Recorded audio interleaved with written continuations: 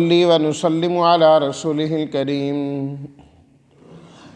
أما بعد فأعوذ بالله من الشيطان الرجيم بسم الله الرحمن الرحيم وإذا قيل لهم اتبعوا ما أنزل الله قالوا بل نتبع ما ألفينا عليه آباءنا أولو كان آباؤهم لا يعقلون شيئا ولا يهتدون ومثل الذين كفروا كمثل الذي ينعق بما لا يسمع إلا دعاء ونداء صم بكم عمي فهم لا يعقلون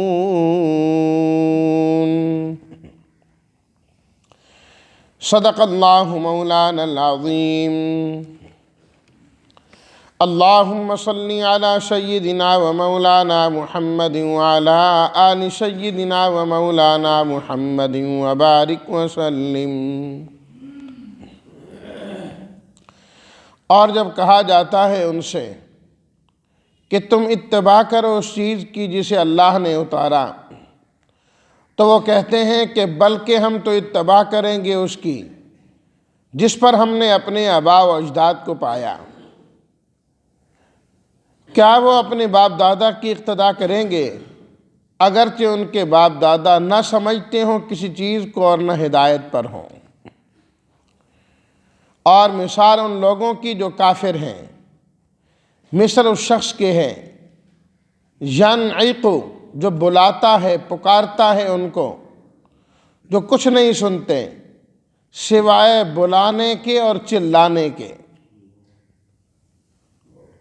بہرے ہیں، گنگے ہیں، اندھے ہیں، فہم لا یعقلون، پس وہ عقل نہیں رکھتے۔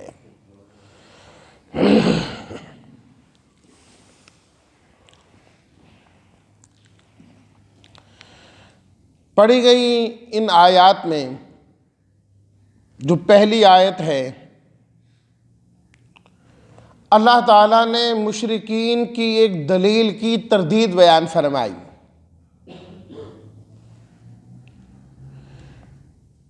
کہ پروردگار عالم نے انسانوں کی ہدایت اور رہنمائی کے لیے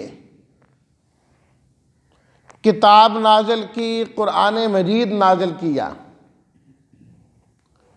اور اللہ تعالیٰ نے اپنے پیغمبروں کو بھیجا جو اس کتاب کو سمجھانے کے لیے آئے۔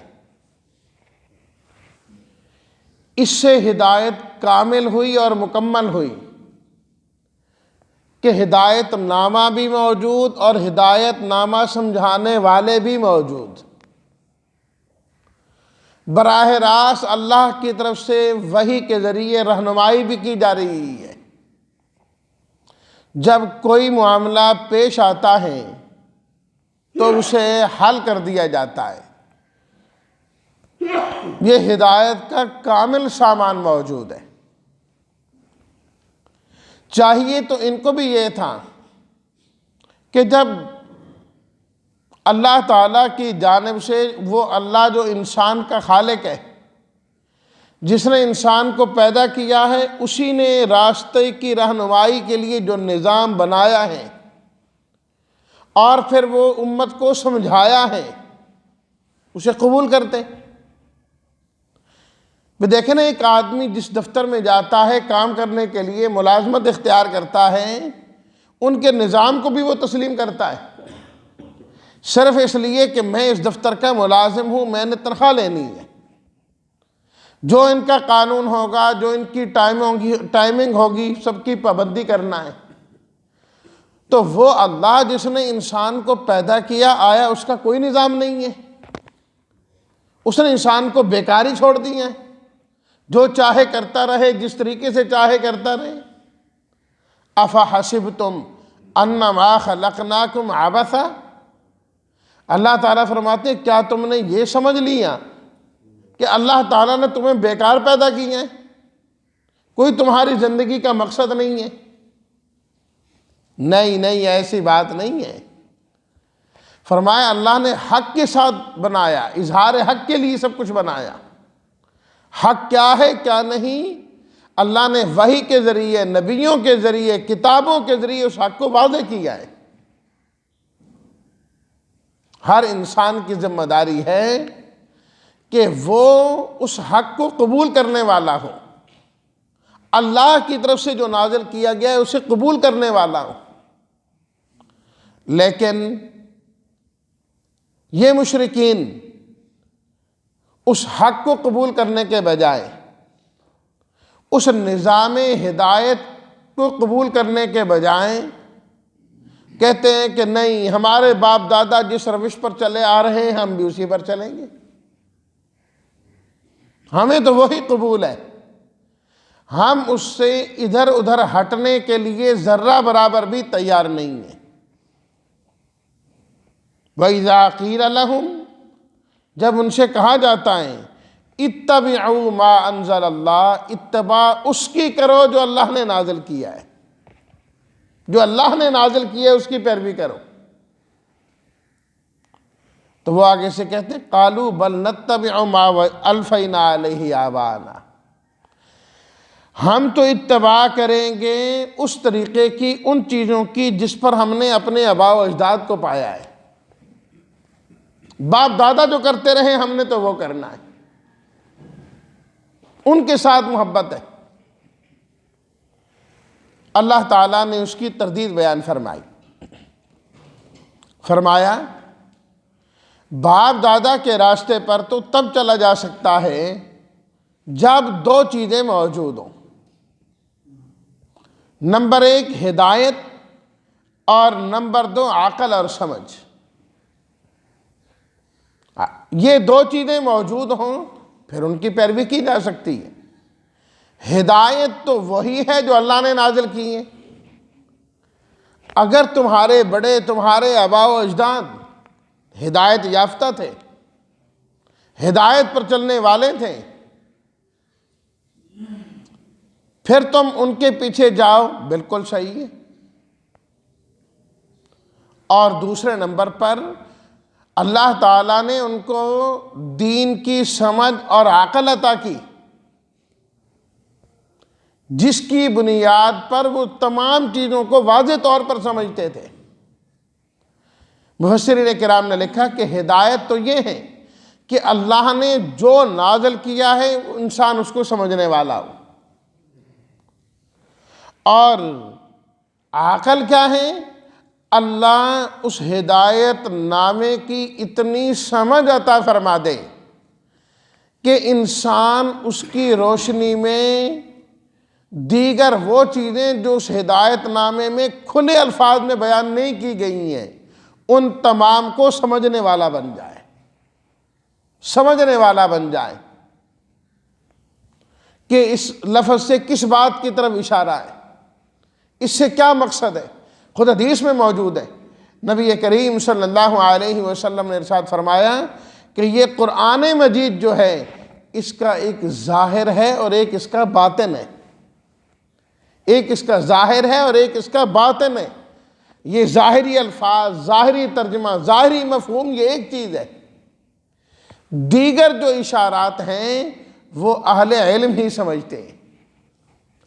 جب وہ موتی نکال کے بتاتے ہیں تو انسان حیران ہو جاتا ہے، انسان حیران ہو جاتا ہے، اور اللہ تعالیٰ جسے چاہتے ہیں یہ صلاحیت عطا فرما دیتے ہیں۔ بسا اوقات ایک انسان کے ذہن میں ایک بات نہیں آتی، اللہ تعالیٰ کسی دوسرے پر وہ دروازہ کھول دیتے ہیں، دوسرے پر دروازہ کھول دیتے ہیں۔ اللہ اکبر۔ حضرت عمر رضی اللہ تعالیٰ عنہ نے اپنے دور میں اعلان کیا کہ لوگ مہر بہت زیادہ رکھنے لگ گئے ہیں، مہر زیادہ نہیں رکھنا، پابندی لگا دی، کہ حد متعین کر دی۔ ایک خاتون کھڑی ہو گئی، کہنے لگی اے عمر، میں نے سنا ہے کہ آپ نے یہ فیصلہ کیا ہے کہ مہر زیادہ نہیں ہو سکتا، مقدار متعین ہے۔ ہاں جی۔ کہنے لگی ہم تمہاری بات نہیں سنتے نہیں مانتے۔ تم کیوں نہیں مانتے میری بات؟ کہا اللہ دیتا ہے، عمر کون ہوتا ہے ہمارا حق مارنے والا؟ کہا اللہ نے اجازت دی ہے کہ مہر زیادہ؟ ہاں بالکل اجازت دی ہے۔ وہ کیسے؟ کہا قرآن مجید سورہ نساء میں اللہ نے فرمایا وَإِنْ أَرَدْتُمُ اسْتِبْدَالَ زَوْجٍ مَكَانَ زَوْجٍ وَآتَيْتُمْ إِحْدَاهُنَّ قِنْطَارًا فَلَا تَأْخُذُوا مِنْهُ شَيْئًا۔ فرمایا کہ اگر ایک بیوی کے ساتھ انبن ہو گئی، نہیں بن پا رہی، فیصلہ ہو گیا، کب اس کو الگ کر دیتے ہیں، کوئی دوسری شادی کر لیں گے، نکاح کر لیں گے، فرمایا اس بیوی کو تم نے جو کچھ دیا ہوا ہو، ڈھیروں مال بھی دیا ہوا ہو تو واپس نہیں لے سکتے تم۔ کہا ڈھیروں مال دینا جائز ہے تو واپس نہیں لے سکتے نا؟ اس کا مطلب یہ ڈھیروں مال دینا جائز ہے، تب اللہ نے فرمایا کہ اس میں سے واپس نہیں لینا۔ اللہ اکبر۔ اور بارہا میں عرض کرتا رہتا ہوں، حضرت عمر رضی اللہ تعالیٰ عنہ کی تو عادت یہ تھی، جب قرآن کی کوئی آیت پڑھ دیتا تھا تو وہیں خاموش ہو جاتے تھے۔ فرمانے لگے اس امت کی عورتیں بھی عمر سے زیادہ قرآن جانتی ہیں۔ اللہ اکبر، اللہ اکبر۔ عاجزی تھی ان کی۔ فرمایا میں اپنا فیصلہ واپس کرتا ہوں، فوراً واپس لی۔ تو اللہ تعالیٰ جس پر کھول، یہ ہے یعقلون، عقل سمجھ آنا کہ اللہ تعالیٰ دروازہ کھول دیتے ہیں۔ فقہائے کرام رحمہم اللہ جو ہیں، ان کی یہی تو قربانیاں ہیں نا کہ انہوں نے قرآن و حدیث سے مسائل الگ الگ نکال کے بتائے۔ دیکھیں نا، اب ہم جو کہتے ہیں وضو کے 4 فرائض ہیں، کہیں بھی نہیں لکھا ہوا کہ وضو کے 4 فرض ہیں، 3 نہیں ہیں یا 4 نہیں، 5 نہیں ہیں۔ یہ تو فقہائے کرام نے قرآن و حدیث کی چھان بین کر کے ہمیں الگ تیار کر کے بتا دیے کہ قرآن و سنت سے جو 4 فرض ثابت ہیں، یہ سنتیں اللہ تعالیٰ نے ان کی محنتوں کو اور ان چیزوں کو قبول کیا۔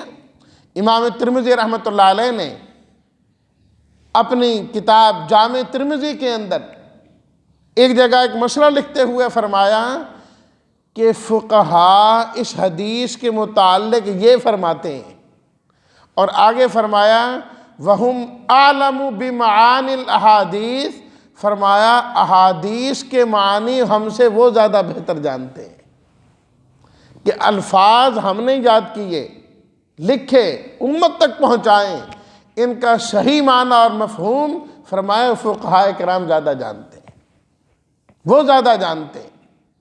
تو کسی کی پیروی تب کی جا سکتی ہے جب وہ ہدایت پر ہو، ہدایت پر جا رہا ہے اور اللہ تعالیٰ نے اسے دین کی سمجھ بھی عطا فرمائی ہے۔ یہ 2 چیزیں ہیں ہدایت والی۔ سورہ الملک ہے نا، تبارک الذی، اللہ تعالیٰ نے اس میں ارشاد فرمایا جہنمی جب جہنم میں جائیں گے تو وہاں پر یہی بات کہیں گے لَوْ كُنَّا نَسْمَعُ أَوْ نَعْقِلُ مَا كُنَّا فِي أَصْحَابِ السَّعِيرِ، اگر ہم جاننے والوں کی، ہدایت والوں کی بات سن لیتے، او ناقلو، یا اللہ نے ہمیں صلاحیت دی ہوتی ہم خود سمجھنے والے بن جاتے، ما کننا فی اصحاب السعیر، تو ان جلنے والوں میں، جہنم والوں میں ہم ہرگز نہ ہوتے۔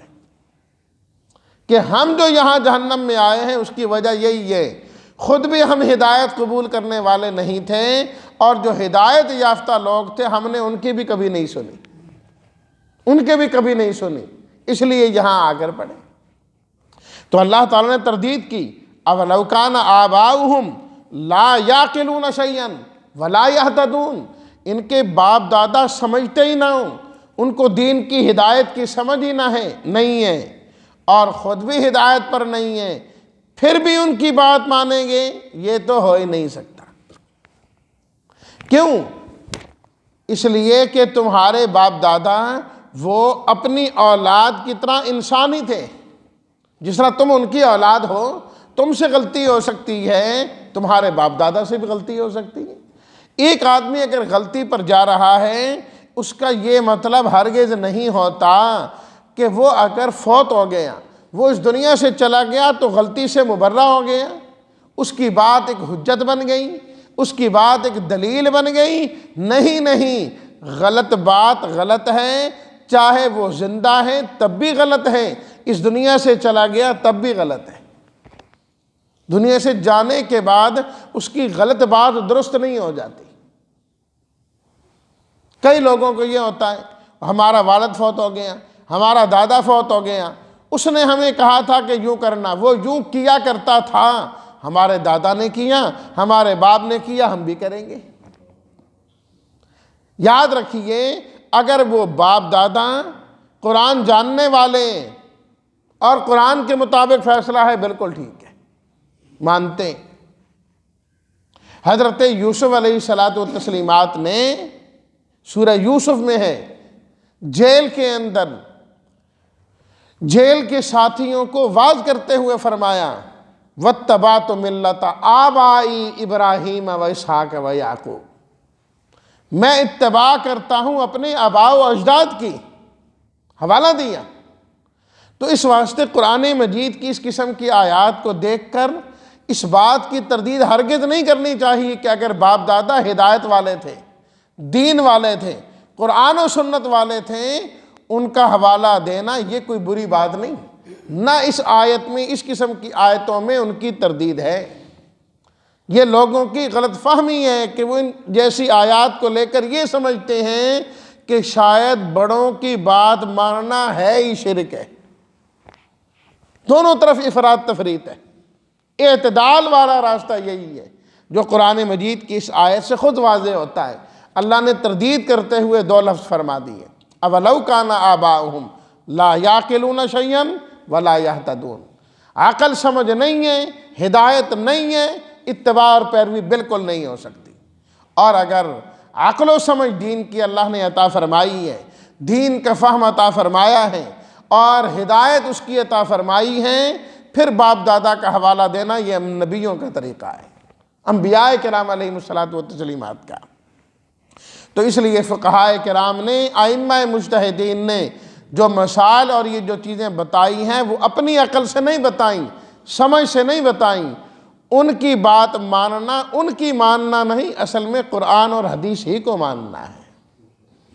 وَمَثَلُ الَّذِينَ كَفَرُوا، دوسری آیت میں اللہ تعالیٰ نے ان لوگوں کی جو اپنے باپ دادا کی اندھی تقلید کرتے، قطع نظر اس کی کہ وہ درست ہے یا درست نہیں، اللہ نے ایک مثال بیان کی، فرمایا کہ جس طرح ایک انسان چرواہا ہے، جانوروں کو چراتا ہے، اور جانور کیا ہیں، وہ آواز اور چیخنے چلانے کے علاوہ انہیں کوئی پتہ نہیں، وہ کسی طرف جا رہے ہیں، وہ پیچھے سے آواز دیتا ہے، وہ رک جاتے ہیں، بس اتنی سمجھ ہے ان کو، اور کوئی پتہ نہیں ہے۔ جدھر وہ کہتا ہے چلو وہ چل پڑتے ہیں، نہ نفع کا پتہ ہے نہ نقصان کا پتہ ہے۔ اس کو جانور کو لے کے ذبح کے لیے جاؤ تو چپ کر کے جا رہا ہوتا ہے، اس بیچارے کو کیا پتہ کہ کیا ہونا ہے، بس وہ جدھر لے کے جا رہا ہے یہ بھی جا رہے، وہ جدھر لے کے جا رہا ہے یہ بھی جا رہے۔ لا یسمع الا دعاء و نداء، فرمایا کافر بھی اسی طریقے سے ہی ہیں، کوئی خود عقل سمجھ کوئی نہیں، جو آوازیں آ رہی ہیں اس کو سمجھ پا نہیں رہے، بس ان آوازوں کے پیچھے چلتے جا رہے ہیں۔ بس جس نے کہہ دیا کہ یہاں آؤ، فلانی نظر مانو، کام تمہارا ہو جائے گا، یہ کم عقلوں کی طرح چل پڑتا ہے۔ کتنے لوگ ہیں، بس جی فلانے نے مجھے وظیفہ بتایا، یہ سارے شرکیہ جملے ہوتے ہیں، اور یہ اس کو پڑھتا جا رہا ہے، پڑھتا، غیر اللہ سے مدد مانگتا جا رہا ہے، غیر اللہ سے مدد مانگتا جا رہا ہے۔ سمن بکمن عمیٌ فہم لا یعقلون، فرمایا کہ یہ لوگ بہرے ہیں، گنگے ہیں، اندھے ہیں، لا یعقلون، انہیں عقل ہی کوئی نہیں ہے۔ یہی ہوتا ہے نا، انسان یا تو سن کے حق کو جان لیتا ہے، یا اپنی آنکھوں سے دیکھ لیتا ہے، پھر حق بولتا ہے، یا جو ہے نا خود عقل استعمال کرتا ہے کہ یار یہ چیز غلط ہو نہیں سکتی۔ فرمایا ان کے یہ سارے کے سارے حواس جو اللہ تعالیٰ نے علم کے عطا فرمائے سب برباد ہو گئے، سب برباد ہو گئے۔ اللہ نے تو کان دیے حق سننے کے لیے، اللہ نے آنکھیں عطا کی حق دیکھنے کے لیے، اللہ تعالیٰ نے عقل عطا کی حق کو سمجھنے کے لیے، اور اللہ نے زبان عطا کی حق کو بولنے کے لیے۔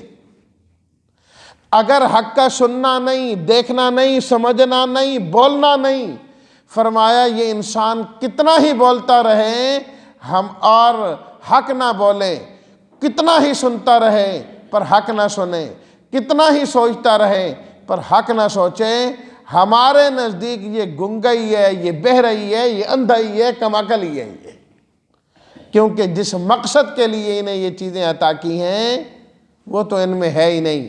اللہ نے سورہ الحج میں فرمایا فَإِنَّهَا لَا تَعْمَى الْأَبْصَارُ وَلَكِنْ تَعْمَى الْقُلُوبُ الَّتِي فِي الصُّدُورِ، اندھا وہ نہیں ہوتا جسے آنکھوں سے نظر نہیں آتا، حقیقت میں اندھا وہ ہوتا ہے جس کا دل اندھا ہو جایا کرتا ہے، حق کو سمجھ نہیں رہا، دیکھ ہی نہیں رہا، اس کی طرف آ ہی نہیں رہا۔ اس لیے تو اللہ تعالیٰ نے قرآن مجید میں فرمایا اولئک کالانعام، یہ لوگ چوپایوں کی طرح ہیں، جانوروں کی طرح، انہیں کوئی سمجھ ہی نہیں ہے، انہی کی طرح چلتے جا رہے ہیں۔ تو فرمایا کہ اگر تم ہدایت چاہتے ہو خود ہدایت پر آنا ہوگا، اور ہدایت یافتہ لوگوں کے نقش قدم پر چلنا ہوگا، تبھی جو ہے نا کامیابی اور ہدایت ملے گی۔ گمراہوں کے پیچھے چلو گے تو تمہیں گمراہی ملے گی۔ اس لیے اپنے باپ دادا کو حق کا معیار نہ بناؤ، اور حق کیا ہے؟ ما انزل اللہ، جو اللہ نے اتارا ہے اسی کی اتباع کرنے والے بنو۔ اللہ تعالیٰ ما انزل اللہ جو قرآن ہے، اللہ اس قرآن کی ہمیں سمجھ عطا فرمائے، اور اس کے مطابق اللہ ہم سب کو اپنی زندگی گزارنے کی توفیق عطا فرمائے۔ وآخر دعوانا ان الحمد للہ رب العالمین۔